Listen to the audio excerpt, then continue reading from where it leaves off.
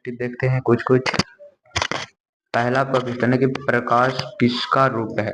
पहला ऑप्शन आपका दिया धारा का, दूसरा है शक्ति का, तीसरा ऊर्जा और चौथा डी यानी कोई नहीं। क्वेश्चन बोला था कि प्रकाश किसका रूप है, तो पहला बोला धारा का, दूसरा बोला शक्ति का और तीसरा ऊर्जा का और चौथा में बोलता कोई नहीं। तो आपका ऑप्शन नंबर बी होगा, आपका आंसर हो जाएगा बी। फिर दूसरा देखिएगा, बोलता है प्रकाश गमन करती है, यानी बोलता है प्रकाश गमन करती है यानी किस रेखा में गमन करती है। पहला आपका ऑप्शन है वक्र रेखा, दूसरा है सीधी रेखा, सी में बोलता है गोलीय और डी में बोलता है कोई नहीं। तो आपका ऑप्शन नंबर हो जाएगा बी सीधी रेखा। ऑप्शन नंबर हो जाएगा बी सीधी रेखा में। फिर तीसरा देखिएगा, तीसरा बोलता है प्रकाश की चाल सबसे अधिक, प्रकाश की चाल बोल रहा था, बोलता है प्रकाश की चाल सबसे अधिक किस माध्यम में होती है। पहला निर्वात में, दूसरा हवा में, कि तीसरा है जल में या चौथा आपका शीशा में। तो आपका ऑप्शन हो जाएगा ए यानी निर्वात में। आपका ऑप्शन नंबर होगा ए निर्वात में। चौथा देखिएगा, चौथा बोलता है जब प्रकाश की किरणें किसी दर्पण से टकराकर पुनः उसी माध्यम में चली जाती है यानी पुनः लौट आता, उसे उसको क्या कहते हैं। तो बोलता है पहला ऑप्शन है प्रकाश का अपवर्तन, कि प्रकाश के प्रवर्तन बोलिएगा, कि प्रकाश के विचलन बोलिएगा या प्रकीर्णन। आपका ऑप्शन नंबर हो जाएगा बी यानी प्रकाश का प्रवर्तन। ऑप्शन नंबर बी होगा प्रकाश का प्रवर्तन। फिर पांचवा क्वेश्चन देखिएगा, बोलता है प्रकाश की जो चाल होती है कितनी होती है। बोलता है प्रकाश की चाल कितनी होती है। पहला आपका ऑप्शन है कि 3 गुना 10⁸ सेंटीमीटर पर सेकेंड, बी में 3 गुना 10⁸ मीटर पर सेकेंड और सी में दे दिया कि 3 गुना 10⁷ सेंटीमीटर पर सेकेंड और डी में है 3 गुना 10⁷ केजी पर सेकेंड। तो आपका ऑप्शन नंबर हो जाएगा बी 3 गुना 10⁸ मीटर पर सेकेंड, यही आपका आंसर होगा। फिर छठा क्वेश्चन देखिएगा, छठा बोलता है रोमर की चाल प्रकाश की चाल सबसे पहले किसने ज्ञात किया, यानी प्रकाश की जो चाल होता है सबसे पहले किसने ज्ञात किया था। पहला ऑप्शन है न्यूटन ने, कि गैलीलियो ने या फिर रोमर या फिर स्नेल ने। तो आपका ऑप्शन नंबर सी होगा रोमर ने किए थे। सातवां है कि सातवां आपका ऑप्शन नंबर है कि प्रकाश किस प्रकार का तरंग है। प्रकाश जो होता है किस प्रकार का तरंग है। तो आपका ऑप्शन नंबर पहले दिया अनुदैर्ध्य है या अनुप्रस्थ है, कि दोनों है, यदि दोनों है या फिर कोई नहीं। तो आपका ऑप्शन नंबर होगा बी यानी अनुप्रस्थ। आपका ऑप्शन नंबर बी हो जाएगा अनुप्रस्थ। Option B. बोलता है जिस वस्तु का, 8वां नंबर देखिएगा, बोलता है जिस वस्तु का अपना प्रकाश होता है, अपना प्रकाश कहने का मतलब, जो अपना प्रकाश खुद दे यानी जिससे प्रकाश निकले उसे क्या बोलिएगा। पहला अप्रदीप्त बोलेंगे, कि दूसरा प्रदीप्त बोलेंगे, कि तीसरा दोनों होगा, कि कोई नहीं। तो इसका आंसर प्रदीप्त होगा, जिसका प्रकाश हो, जैसे कि मतलब बल्ब हो गया, सूर्य का प्रकाश, यानी प्रदीप्त या दीप्त बोलिए, ये दोनों का प्रकाश खुद का होता है। आंसर आपका हो जाएगा प्रदीप्त। 9वां क्वेश्चन देखिएगा, बोलता है जिस वस्तु का अपना प्रकाश नहीं होता यानी जिसका अपना प्रकाश नहीं होगा उसे क्या बोलेंगे। तो पहला आपका अदीप्त बोलिएगा, कि प्रदीप्त, की दोनों, की कोई नहीं। तो इसका आंसर भी वही मतलब अप्रदीप्त होगा, यानी मतलब कुछ हुआ नहीं, जिसका प्रकाश खुद का नहीं है, तो यानी आपका ऑप्शन होगा ए। फिर 10 नंबर क्वेश्चन देखिए, बोलता है वैसा किरण पुंज जो एक बिंदु से निकल कर फैलती चली जाती है, यानी यह एक बिंदु रहेगा, इससे कौन होगा प्रकाश फैलती चली जाएगी, यानी फैलती हुई बाहर की ओर चल जाएगी निकल कर, उसे हम लोग क्या बोलेंगे। तो आपका हो जाएगा कि पहला ऑप्शन है कि समांतर बोलेंगे, कि अपसारी, की अभिसारी या सभी होगा। तो आपका ऑप्शन नंबर हो जाएगा बी अपसारी। फिर बोलता है कि वैसा किरण पुंज 11 नंबर क्वेश्चन है कि वैसा किरण पुंज जो भिन्न भिन्न दिशाओं से आकर एक बिंदु पर मिलते हैं, यानी एगो बिंदु रहेगा, यानी एगो बिंदु है, इस पे प्रकाश आ रहा है, उस पे प्रकाश आती हुई प्रतीत होती, उसे हम लोग क्या बोलेंगे?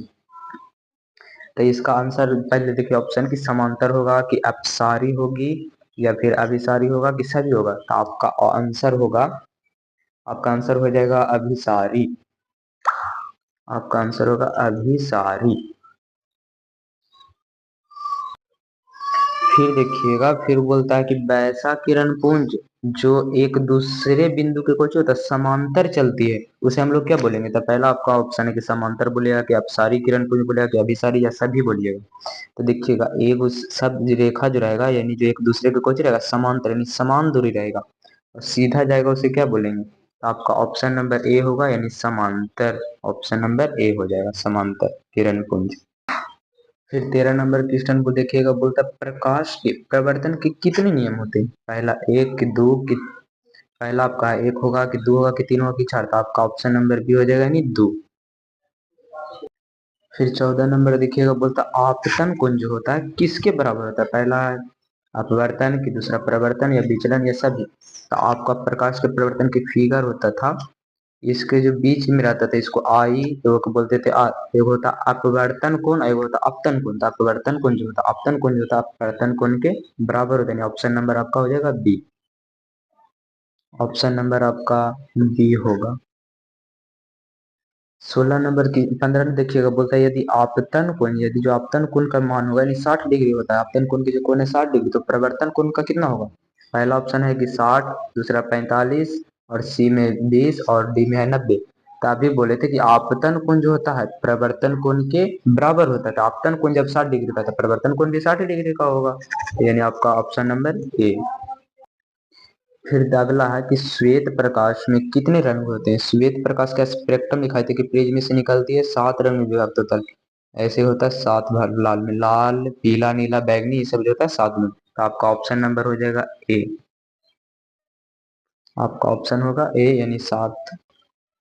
फिर देखिएगा, बोलता है वह यंत्र जिसमें छोटी वस्तु को बड़ा करके देखा जाता है उसे हम लोग क्या कहते हैं? दूरदर्शी या सूक्ष्मदर्शी या ये भी दोनों बोलिएगा कि डी में कोई नहीं?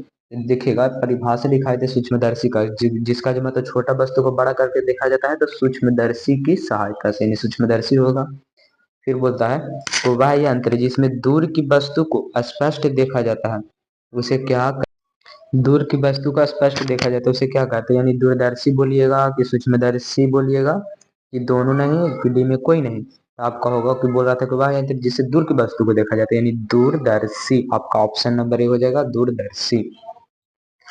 19 नंबर देखिए, बोलता है जिस दर्पण का प्रवर्तक सतह प्रवर्तन सतह को जो बाहर की ओर निकला रहता है उसे हम लोग क्या बोलते हैं? जिस दर्पण का प्रवर्तक सतह बाहर की ओर निकला रहेगा उसे हम लोग क्या बोलते हैं? ऑप्शन नंबर ए में उत्तल, बी में अवतल और आपका सी हो जाएगा समतल की डी उभयोतल। कुछ होता तो उत्तल दर्पण आपका होता। आंसर ऑप्शन नंबर ए कीजिएगा उत्तल। फिर 20 देखिएगा, 20 में बोलता है जिस दर्पण का परावर्तन सतह अंदर की ओर होता है, अंदर की ओर धंसा रहेगा उसे हम लोग क्या बोलेगा? ऑप्शन ए में उत्तल कि बी में अवतल की समतल बोलिएगा कि उभयोतल बोलिएगा? तो आपका ऑप्शन नंबर बी हो जाएगा यानी अवतल। ऑप्शन नंबर बी अवतल होगा। फिर 21 बोलता है कि जिस दर्पण का प्रवर्तक सतह समतल होता है उसे क्या बोलते हैं? समतल यानी समान होता है यानी सीधा समतल होगी उसे कौन सी बोलिएगा? ऑप्शन ए में उत्तल बोलिएगा कि अवतल बोलिएगा कि समतल बोलिएगा कि उभयोतल? तो आपका ऑप्शन नंबर हो जाएगा सी समतल दर्पण होती है। चलिए 22 देखते हैं, बोलता है किस दर्पण का उपयोग किसी भी वस्तु का जो साइज रहेगा छोटा रहेगा और सीधा प्रतिबिंब बनाता है? उसमें किस में बनाते हैं? नहीं, किसी दर्पण का उपयोग किसी वस्तु को छोटा और सीधा प्रतिबिंब बनाने में किया जाता है उसे कौन दर्पण बोलते हैं? ऑप्शन ए में है उत्तल कि बी में अवतल होगा कि सी में समतल या डी में कोई नहीं? तो आपका ऑप्शन नंबर ए होगा उत्तल। इसमें वस्तु का छोटा और सीधा और आभासी प्रतिबिंब बनाता है। फिर 23 नंबर देखिए, बोलता है वाहन, वाहन मतलब होता है मोटर गाड़ी यानी कार और ये सब जो होता है। बोलता है वाहनों के किनारे जो साइड मिरर, साइड का जो ऐनक होता है तो साइड मिरर के रूप में किस दर्पण का उपयोग किया जाता है? आपका ऑप्शन नंबर ए में उत्तल कि बी में अवतल कि सी में समतल होगा? कि डी में कोई नहीं, तो आपका ऑप्शन नंबर ए ही होगा, उत्तल दर्पण। फिर बोलता है चिकित्सा क्षेत्र में किस दर्पण का उपयोग किया जाता है। चिकित्सा क्षेत्र यानी डॉक्टरों के क्षेत्र में किस दर्पण का उपयोग किया जाता है। चिकित्सा मतलब हुआ डॉक्टर, डॉक्टरों के क्षेत्र में किस दर्पण का उपयोग होता है। पहला उत्तल, कि बी में अवतल, या सी में समतल होगी, या डी में कोई नहीं, तो आपका ऑप्शन नंबर बी होगा, अवतल दर्पण। फिर 25 देखिए, बोलता है कि दाढ़ी बनाने में किस दर्पण का उपयोग किया जाता है। दाढ़ी बनाने में किस दर्पण का। ऑप्शन नंबर ए है उत्तल, बी में अवतल, सी में समतल, की डी में कोई नहीं, तो आपका ऑप्शन नंबर बी होगा, अवतल दर्पण। आपका ऑप्शन नंबर बी होगा, अवतल दर्पण। फिर बोलता है कि मोटर गाड़ी के हेडलाइट जो होता है और बैक लाइट होता है, तो इसमें किस दर्पण का उपयोग किया जाता है। पहला उत्तल, कि बी में अवतल, कि सी में समतल, या डी में कोई नहीं। हेडलाइट में जो दोनों साइड जो लाइट होता है, वो बैक और आगे वाला लाइट और पीछे वाला लाइट, उसमें कौन सा दर्पण का प्रयोग होता है। तो आपका ऑप्शन नंबर बी होगा, अवतल दर्पण। फिर बोलता दर्पण की लंबाई को हम लोग क्या कहते हैं। बोलता दर्पण की लंबाई को क्या कहते हैं। ऑप्शन ए में है दुबारक, बी में चौड़ाई, सी में लंबाई, या डी में सभी। तो आपका ऑप्शन नंबर हो जाएगा ए, यानी दुबारक। दर्पण की लंबाई को हम लोग दुबारक बोलते हैं। फिर बोलता हूँ वह रेखा जो वक्रता केंद्र और ध्रुव से होकर गुजरती है, उसे क्या कहते हैं। पहला आपका ऑप्शन है कि प्रधान अक्ष बोलिएगा, कि वक्र बोलिएगा, कि समानांतर बोलिएगा, कि कोई नहीं, तो आपका ऑप्शन नंबर ए होगा, प्रधान अक्ष। फिर बोलता हूँ वह रेखा जो वक्रता केंद्र और ध्रुव से होकर गुजरते है, उसे क्या हम लोग बोलेंगे। यानी फोकस बोलिएगा, कि वक्रता बोलिएगा, कि द्वारक, या कोई नहीं, तो आपका ऑप्शन नंबर हो जाएगा ए, यानी फोकस। फिर बोलता अवतल दर्पण में जब वस्तु अनंत पे हो तो वस्तु का प्रतिबिंब कहाँ होगा। इस टाइम था कि अवतल दर्पण में जब वस्तु अनंत पे हो तो वस्तु का प्रतिबिंब कहाँ होगा। ध्रुव पर होगा, कि फोकस पर, कि अनंत पर, कि दोनों। तो आपका ऑप्शन नंबर हो जाएगा बी, यानी फोकस पे। 21 देखिएगा, बोलता अवतल दर्पण में जब वस्तु वक्रता केंद्र पर स्थित हो तो वस्तु का प्रतिबिंब कहाँ होगा। ध्रुव पर, कि फोकस पे, कि अनंत पर, या वक्रता केंद्र पर। आपका ऑप्शन हो जाएगा डी, यानी वक्रता केंद्र पर। फिर बोलता है उत्तल दर्पण में किस प्रकार का प्रतिबिंब बनता है। उत्तल दर्पण में किस प्रकार का प्रतिबिंब बनता है। सीधा और छोटा बनेगा, कि उल्टा और छोटा बनेगा, कि सीधा और बड़ा बनेगा, या उल्टा या बड़ा बनेगा। तो आपका ऑप्शन नंबर ए हो जाएगा, सीधा और छोटा प्रतिबिंब बनता है। फिर बोलता है कि अवतल दर्पण में किस प्रकार का प्रतिबिंब बनता है। सीधा और छोटा बनेगा, कि उल्टा और छोटा बनेगा, कि सीधा बड़ा बनेगा, कि उल्टा बड़ा बनेगा। तो अवतल दर्पण में सीधा और बड़ा प्रतिबिंब बनता है। अवतल दर्पण में सीधा और बड़ा प्रतिबिंब बनता है। फिर बोलता है कि किसी बिंदु से चलने वाली प्रकाश की किरणें दर्पण से परिवर्तन के बाद जिस बिंदु पर मिलती है, इस बिंदु पर मिलती है, उसे क्या कहते हैं। आपका ऑप्शन है कि वास्तविक प्रतिबिंब, की काल्पनिक बोलेगा, कि ए बी दोनों, यानी वास्तविक काल्पनिक दोनों बोलेगा, कि डी में कोई नहीं। तो आपका ऑप्शन नंबर ए हो जाएगा, यानी वास्तविक प्रतिबिंब कहते हैं। Option A.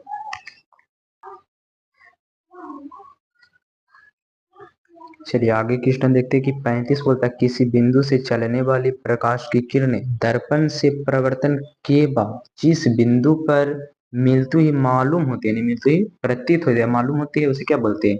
वास्तविक प्रतिबिंब बोलेगा, कि काल्पनिक बोलेगा, कि ए बी दोनों बोलेगा, कि डी में कोई नहीं। तो आपका ऑप्शन नंबर बी हो जाएगा, यानी काल्पनिक प्रतिबिंब होता है। फिर बोलता है कि वास्तविक प्रतिबिंब जो होता है कैसा होता है, यानी सीधा होता है, कि उल्टा, कि ए बी दोनों, की डी में कोई नहीं था। आपका ऑप्शन ए हो जाएगा, यानी सीधा होता है। वास्तविक प्रतिबिंब जो होता है सीधा होता है। 36 में देखिएगा कि वास्तविक प्रतिबिंब कैसा होता है। बोला था कि वास्तविक प्रतिबिंब कैसा होता है, सीधा, उल्टा, या दोनों, या कोई नहीं। तो आपका ऑप्शन नंबर बी होगा, यानी उल्टा होता है। वास्तविक जो प्रतिबिंब होगा कैसा होगा, उल्टा होगा।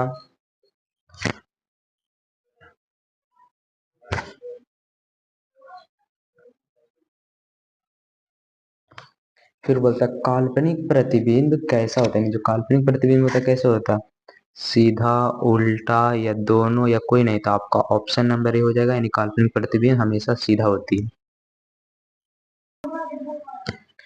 फिर 38 नंबर देखिएगा, बोलता है उत्तल दर्पण की फोकस दूरी होती है, उत्तल दर्पण की जो फोकस दूरी होती है कैसा होती है, धनात्मक होती है या ऋणात्मक होती है कि ए बी दोनों होती है या डी में कोई नहीं, तो आपका ऑप्शन नंबर ए होगा, नहीं धनात्मक नहीं होता है प्लस और ऋणात्मक नहीं होता है माइनस, जो कि उत्तल दर्पण हमेशा प्लस में होती है, इसलिए आपका आंसर हो जाएगा धनात्मक यानी ए।